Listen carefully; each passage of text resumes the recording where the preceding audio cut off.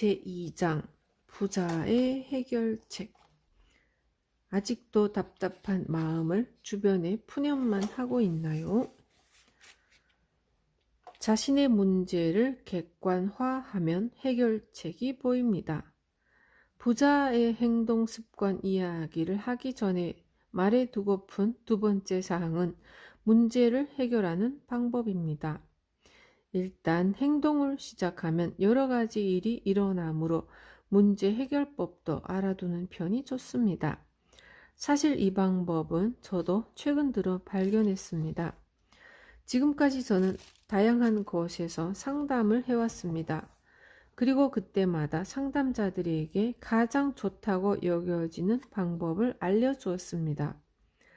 그러나 제가 알려준 방법으로 문제가 해결된 사람이 있는가 하면 전혀 문제가 해결되지 않은 사람도 있었습니다.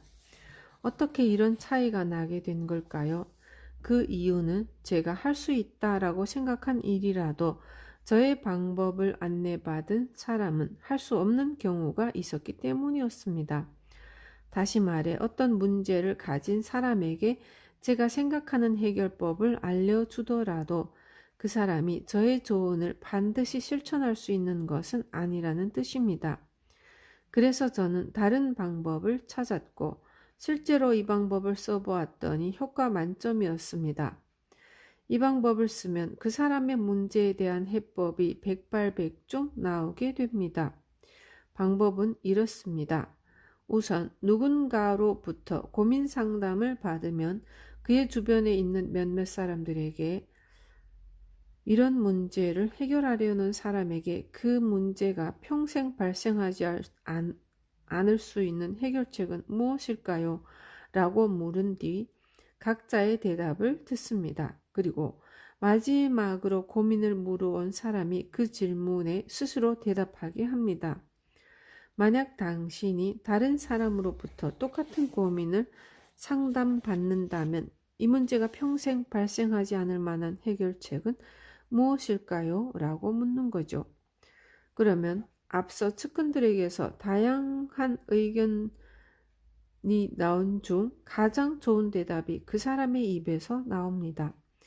반면 고민하는 사람에게 처음부터 갑자기 스스로 답해보세요 라고 요구하면 대부분은 말문이 막히죠. 그러니 고민하는 사람의 측근들이 제시한 해결법을 듣고 당사자가 마지막에 대답하게 하는 것이 이 방법의 포인트입니다. 그러니 이때 당사자도 남의 일이라고 생각하고 대답하지 않으면 좋은 해결책은 결코 나오지 않습니다. 해결하지 못하는 문제는 없습니다.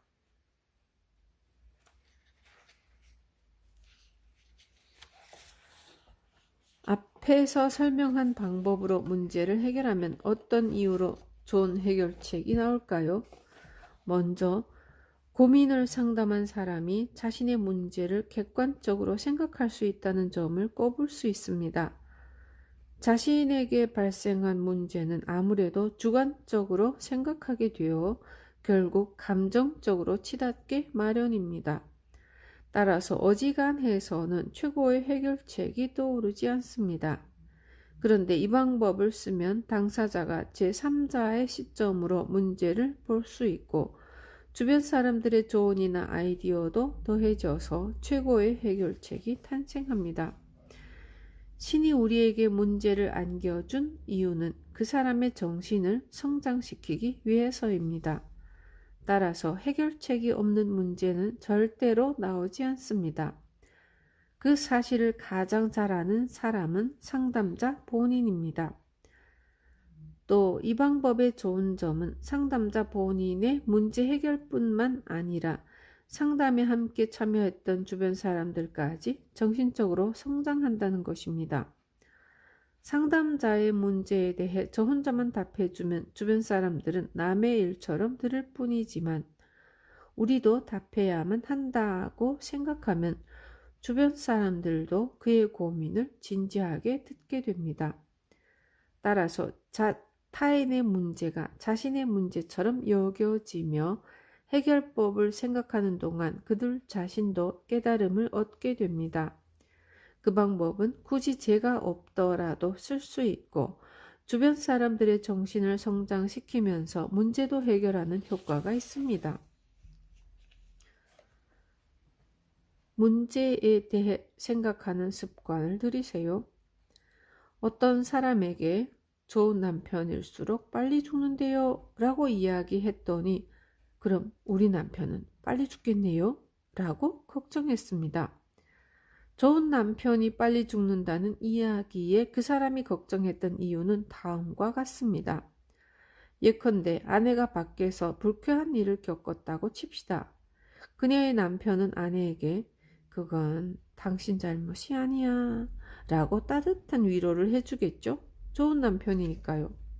그러나 그 위로가 과연 아내에게 좋은 해결책일까요? 그러한 위로는 아내가 남편에게서 좋은 에너지를 빼앗는 것에 지나지 않습니다. 다시 말해 남편의 위로는 아내 문제의 근본적인 해결책이 되지는 못합니다. 실제로 가장 중요한 일은 그 문제가 두 번 다시 일어나지 않게 하려면 어떻게 해야 할지 상담하는 것입니다.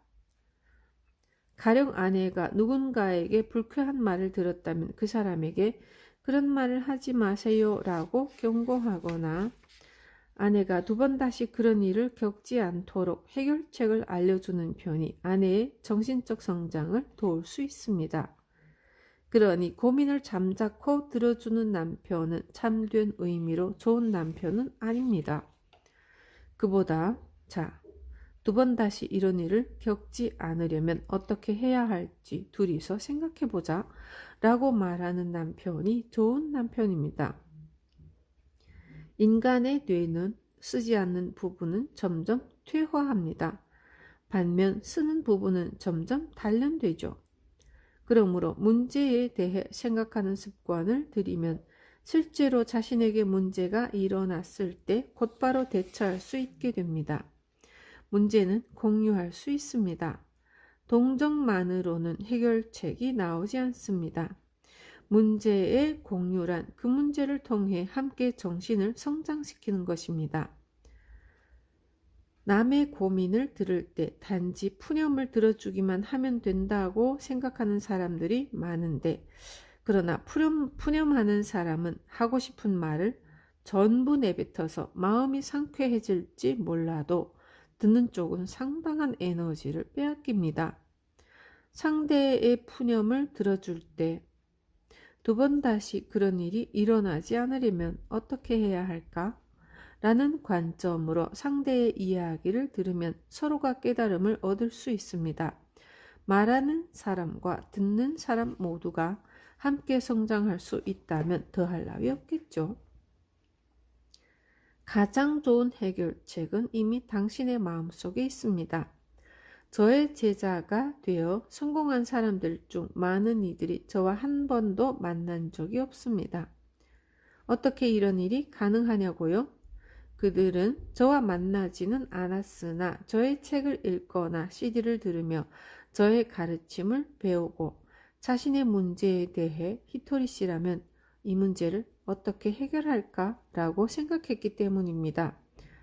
그러다 보면 저의 가르침 중 자신이 할 수 있는 일을 찾게 되고 좋은 생각이나 아이디어를 떠올리게 됩니다. 반면 저와 만난 사람은 제게 직접적으로 문제의 해결책을 묻지만 그 해결책은 제게는 가능하지만 그 사람에게는 불가능한 것일지도 모릅니다. 가령 제가 체조 선수라면 간단히 공중 3회전 시범을 보일 수 있을지도 모르지만 공중제비밖에 못하는 사람 앞에서 공중 3회전을 시범 보인다 한들 놀라게 할 수는 있어도 똑같이 따라하게는 만들 수 없습니다. 이처럼 제가 아무리 근사한 해결책을 제시해봤자 상대에게도 그 방법이 가능하리라고 단언할 수 없습니다. 그러니 어떤 문제가 발생했을 때 히토리 씨에게 물어보자 라고 생각하면 안 되고요. 오히려 히토리 씨라면 어떻게 할까 라고 스스로 궁리해 볼 때 자기가 할 수 있는 범위 내에서 자신에게 걸맞은 아이디어가 나오게 됩니다. 고민하는 사람이 실행할 수 없을 것 같은 조언은 제 아무리 근사한 내용이라도 도움이 되지 않습니다. 반드시 그 사람이 실행할 수 있어야만 올바른 해결책입니다. 학교 선생님은 정답이 없는 문제를 시험에 내지 않습니다. 그와 마찬가지로 우리에게 발생한 문제에도 반드시 답이 있습니다. 그 답은 저의 마음속이 아닌 바로 당신의 마음속에 있습니다. 사람은 스스로 생각하는 만큼의 일만 할 수 있는데 또한 스스로 하나의 문제를 해결하면 한 뼘 더 성장하게 되고 한 단계 위의 문제를 풀 수 있게 됩니다.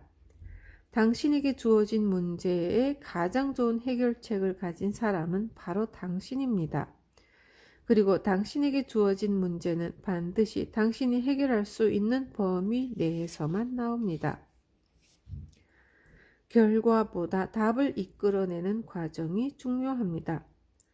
앞에서 어떤 문제가 발생했을 때 히토리 씨라면 어떻게 해결할까라고 생각하면 저의 사고방식을 참고하면서도 본인이 할 수 있는 범위 내에서 해결책을 찾게 되므로 그 사람에게 가장 좋은 해답이 나오게 된다고 말했습니다. 또 히토리 씨에게 직접 물어보는 편이 더 좋은 해답을 얻을 수 있겠지라고 생각하는 사람도 있지만 어떤 사람에게 문제가 주어지는 까닭은 그의 정신을 성장시키기 위해서라고도 했습니다. 점을 보는 것도 참고하는 정도라면 괜찮지만 점괘에 이렇게 나왔으니까 라며 스스로의 생각을 멈춰버리면 안 됩니다. 설사 용하다고 평판이 자자한 점쟁이에게 점을 봤다 하더라도 점괘에 의존하여 스스로 해야 할 판단을 점쟁이에게 맡겨버리면 그 사람의 운세는 영원히 좋아지지 않습니다. 우리는 이 세상에 문제를 껴안고 고민하며 그에 휘둘리기 위해 태어난 것이 아닙니다. 각자의 문제를 해결하기 위해 태어났습니다. 다시 말해 우리는 자신의 문제를 스스로 해결함으로써 정신을 성장시키기 위해 이 세상에 태어났습니다. 그러니 시는 오직 당신이 해결할 수 있는 문제만을 냅니다. 가끔은 이런 어려운 문제는 못 풀겠어 라고 말하고 싶은 경우도 있겠지만 해답은 반드시 당신의 마음속에 있습니다. 그 해답을 이끌어내는 과정은 정신의 성장으로도 이어집니다. 그러니 답이 옳은지 그른지보다 그 답을 이끌어내는 과정이 중요합니다. 가령 덧셈과 뺄셈을 한창 배우는 중인 초등학교 1학년이 푸는 문제를 제가 방정식을 이용해서 풀고 정답을 말한다면 그것은 틀린 해법입니다. 장사를 시작한 지 1년째인 사람에게는 장사 초보를 위한 답이 있기 마련입니다. 장사의 베테랑이 해결책을 제시한들 도움이 되지 않습니다. 두 사람은 상인으로서 기초 체력이 다르기 때문입니다. 실패란 단지 과정이 지나지 않습니다. 실패가 무섭다는 이유로 행동하지 않는 사람도 많습니다. 아마도 과거에 실패한 경험 때문에 그런 생각을 하는 거겠죠. 그러나 과거의 실패란 개선하지 않고 끝냈기 때문에 실패로 남은 것입니다. 그 실패로부터 무언가를 배우고 잘 풀리지 않았던 부분을 개선해서 행동하고 또다시 개선해서 행동하면 반드시 성공하게 됩니다. 실패란 단지 과정에 지나지 않습니다. 잘되지 못한 체험을 했을 뿐입니다. 성공이란 실패의 반대말이 아닙니다. 실패로부터 배우고 성장한 끝에 성공이 있습니다. 그리고 그 여정의 도중에도 개선을 거듭하며 성공을 향해 나아가는 사람을 성공자라고 합니다. 성공한 사람은 목적지에 도착한 사람이라고 여기는 경우가 많지만 참된 성공자는 목적지에 도착하면 다시 새로운 목표를 향해 여행을 떠납니다. 그 목표가 올바르다면 자기 자신과 남에게 동시에 도움이 되고 개선하는 즐거움을 느낄 수도 있으며 두뇌와 마음이 함께 성장해서 모든 일이 좋아지게 됩니다. 무슨 일이든 처음부터 쉽게 해내는 사람은 없습니다. 몇 번이고 도전한 끝에 겨우 성공하는 것이죠. 게다가 처음에는 못했던 일을 할 수 있게 되니까 기쁘고 즐겁습니다. 그 사실을 깨우치면 실패를 두려워하지 않고 도전을 계속 즐기게 됩니다. 문제가 어려우면 어려울수록 계속 도전해서 마침내 성공하면 기쁨이 커지는 법입니다. 행동이란 신이 상을 주기 위한 수단입니다. 처음부터 일이 잘 풀리지 않는 데는 이유가 있습니다. 바로 신이 우리에게 문제를 냈기 때문이죠. 학교로 치자면 시험입니다. 시험에서 좋은 점수를 얻으면 상급 학교로 진학할 수 있죠. 회사에서도 여러 가지 주어진 업무를 해내면 월급을 받습니다. 아무것도 하지 않았는데 월급을 주는 것은 없죠.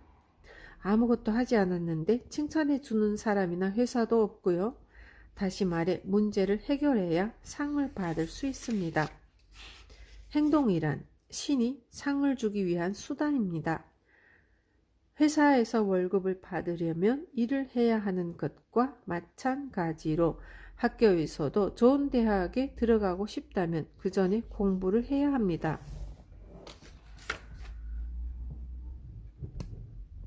좋은 학교에 들어가면 칭찬을 받습니다.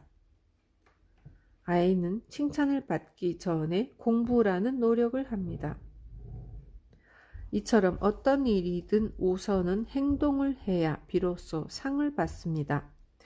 신에게 행복하게 해달라고 빌었는데 이루어주지 않았어 라는 이야기를 종종 듣는데 신은 우리에게 행복을 주는 게 아니라 행복으로 바뀌는 것을 줍니다. 그대로는 못 먹는 매실 열매가 가공하면 매실 장아찌라는 훌륭한 음식으로 변하는 것과 같습니다. 경영의 신이라고 불린 마쓰시타 전기산업의 창업자 마쓰시타 고노스케는 당신의 성공 비결은 무엇입니까? 라는 질문에 다음 세 가지를 말했습니다. 첫째는 가난한 집에서 태어난 것. 둘째는 초등학교를 중퇴해 남들보다 학력이 부족한 것. 셋째는 몸이 병약한 것. 대부분의 사람들은 이 세 가지를 성공하지 못한 이유로 들겠지만 마쓰시타 고노스케는 달랐습니다. 가난한 집에서 태어나 돈에 대한 집념이 있었기에 성공에 대한 강한 욕망을 유지할 수 있었다. 초등학교를 중퇴했기에 남의 말을 듣고 배우는 습관이 몸에 배어 있었다. 몸이 약해서 남의 도움을 받아 성과를 올리는 방법을 늘 궁리하다 보니 사람을 다루는 법이 능숙해졌다. 그는 자신에게 주어진 고난을 스스로 성공의 씨앗으로 바꾼 것입니다.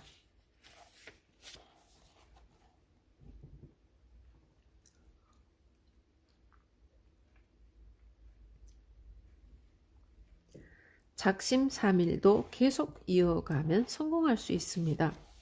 행동이란 남과 비교하는 것이 아닙니다. 행동은 언제나 자신에 대한 도전입니다. 만약 당신이 덜렁이라면 우선은 자신이 그렇다는 사실을 알아야 하고요. 덜렁거리는 당신이 행동하면 처음에는 금방 성공하지 않을 테죠. 그렇다면 부족했던 부분을 개선하면 됩니다. 저는 뭘 하든 금방 질려요 라거나 항상 작심삼일로 끝나요 라는 사람이라면 1장에서 제가 썼듯 작심사일을 목표로 하면 됩니다. 그래서 나흘간 행동이 이어졌다면 그때 다시 개선점을 찾으면 되고요. 여기서 중요한 점은 행동과 개선에 성공할 때까지 멈추지 않는 것입니다. 성공은 매우 간단한 구조로 되어 있습니다. 이 간단한 구조를 납득하기만 하면 아무리 덜렁거리거나 금방 실증내는 사람이라도 반드시 성공할 수 있습니다. 나는 이래서 안 돼 라고 변명하는 사람은 행동하기 싫어서 갖가지 핑계를 대는 것 뿐이지만 막상 행동을 해보면 재미가 있습니다. 그 재미를 모르니 행동하려 하지 않는 것입니다. 개선하려고 시도해 봤지만 재미없었어 라고 말하는 사람은 충분히 개선하지 않았기 때문입니다. 그러니 재미도 없거니와 인생도 잘 풀리지 않습니다. 일에서건 다른 무엇에서건 개선을 거듭하며 궁리하면 반드시 인생은 즐거워집니다. 정말로 즐거워지니까 여러분도 꼭 한번 해보세요. 남을 바꾸고 싶다면 자신이 먼저 행동해보세요. 여러분께 이런 질문을 받았습니다. 저의 부하 중 지시받은 일만 하고 자발적으로 행동하지 않는 사람이 있습니다. 어떻게 하면 스스로 적극적으로 행동하게 될까요? 또 의욕이 없는 부하를 개선할 좋은 대처법이 있다면 알려주세요. 이에 대해 저는 이렇게 답변했습니다. 먼저 지시받은 일만 하고 자발적으로 행동하지 않는다고 했는데 그 사람은 지시받은 일을 하는 것만으로도 좋은 부하입니다. 아주 훌륭합니다. 또 어떻게 하면 그 부하가 스스로 적극적으로 행동하게 할 수 있을까요? 라는 고민에 대한 해결책은 상사가 부하에게 모범을 보이는 수밖에 없습니다. 당신이 먼저 나서서 행동하고 그 행동이 부하에게 멋진 모습으로 보인다면 당신을 따라하려는 사람이 반드시 나타납니다. 단 부하가 지시받은 일만 한다면 그것으로 충분하다는 점을 잊지 마세요. 그런 부하에게는 칭찬을 해줘야 합니다. 지시받은 일만 하면 어떻게 라고 화내기보다 지시받은 일을 제대로 해내다니 훌륭하군 이라고 칭찬해주는 편이 그 사람의 성장에 많은 도움을 줍니다. 우리는 타인의 행동을 바꿀 수는 없습니다. 남을 바꾸고 싶다면 우선은 자신의 행동을 바꿔야 합니다. 의욕이 없는 부하를 두었다면 이는 부하의 문제가 아닌 자신의 수행이라고 생각하고 행동해 봅니다.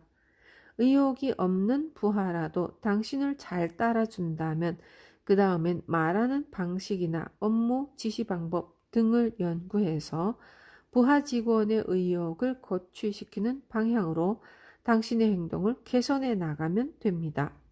그러다 보면 우선은 당신이 성장하고 그 부하가 당신과 인연이 있는 사람이라면 함께 성장할 것입니다. 인연이 없는 사람이라면 언젠가 그만두거나 부서 이동으로 헤어지게 되어 있습니다. 행동이 올바르면 나도 즐겁고 남도 즐겁습니다. 제가 받는 많은 질문들 중에 이런 것도 있었습니다. 행동할 때 목표를 세우는 법이나 행동 계획을 잘 세우는 방법이 있다면 알려주세요. 이에 대한 제 대답은 한마디였습니다. 없어요. 결론은 행동과 개선뿐입니다. 실제로 저는 목표를 세우는 법이나 행동 계획을 잘 세우는 방법 같은 건 한 번도 생각해 본 적이 없습니다. 비법이 있다면 스스로 개선해 나가는 재미를 깨닫는 것입니다. 그러다 길을 잃으면 모두에게 좋은지를 확인하세요. 나에게 좋고 상대에게도 좋으며 세상 사람들도 기뻐해주고 신도 만점을 줄 만한 일인지 생각합니다. 큰 성공을 거둔 히토리 씨라면 분명 굉장한 발상법을 가지고 있겠죠? 라는 말도 가끔 듣지만 저에게는 특별한 방법이나 노하우가 없습니다. 다만 저에게 재미가 없고 남에게 도움도 안 되는 일은 생각하지 않으려고 노력할 뿐입니다. 저에게는 특별한 정보원도 없습니다. 그러면 아이디어를 어떻게 얻는가 하면 남에게 듣기도 하고 제 머릿속에 떠오를 때도 있으며 책이나 텔레비전, 잡담에서 힌트를 얻는 경우도 있습니다. 제가 매일 중요하게 여기는 점은 인생을 오늘도 즐겼는가와 남에게 친절하게 대했는가 이 두 가지입니다. 많은 사람들은 히토리 씨라면 뭔가 특별한 일을 하겠죠? 라고 기대하지만 저의 대답은 언제나 단순합니다. 생각과 행동이 올바르면 자신도 즐겁고 주변 사람들도 즐겁습니다. 자신이 즐겁지 않거나 상대방에게 좋지 않다면 어딘가 잘못되었다는 신호입니다. 그러니 그럴 때는 반드시 행동을 개선해야 합니다. 우리의 인생이란 행동을 하고 잘못되었을 때는 바로 개선하며 꿈을 향해 나아가는 행위의 반복입니다.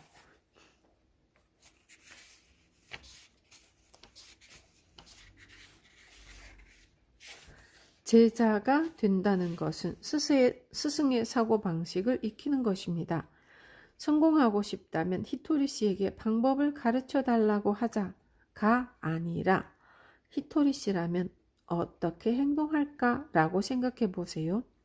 우선은 히토리 씨가 셀러리맨이라면 어떻게 할까?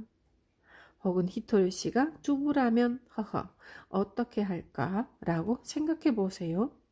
지금 자신이 껴안고 있는 문제를 히토리 씨라면 이라고 가정하여 생각해 보는 거죠. 히토리 씨라면 어떻게 할까? 라는 씨앗을 스스로 뿌려두지 않으면 열매 또한 맺히지 않습니다. 앞에서 설명한 마스시타 고노스케에게 한 수 배우고 싶다면 마스시타 씨라면 어떻게 할까? 라고 생각해 보세요. 또는 이나모리 가즈오에게 배우고 싶다면 이나모리 씨라면 어떻게 할까? 라고 가정해 보시고요. 만약 이 방법이 틀렸다고 판단되면 그 사람의 제자가 될 필요가 없습니다.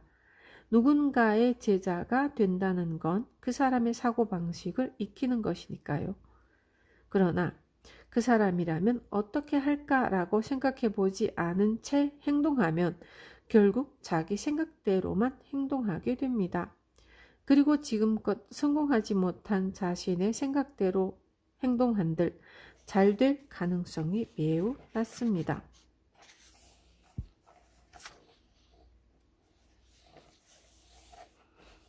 세상의 불황과 자신의 불황은 별개입니다. 이 세상은 풍요로움으로 넘치고 있습니다. 신은 인심이 후하답니다. 이 사실을 염두에 두고 요즘은 심한 불경기야 라고 말하면 자신의 주변에 불안의 파동을 내뿜게 됩니다. 인간은 자기가 뿌린 대로 거두는 존재니까요. 세상이 냉혹해 라고 말하는 사람에게는 냉혹한 일만 일어납니다. 그러니 그는 세상이 냉혹하게 느껴지겠죠. 이 세상에는 인과 법칙이 존재합니다. 어떤 일의 결과에는 반드시 원인이 존재하기 마련이고요. 돈이 없어 라고 말하는 사람들은 대체로 돈 쓰기를 좋아합니다.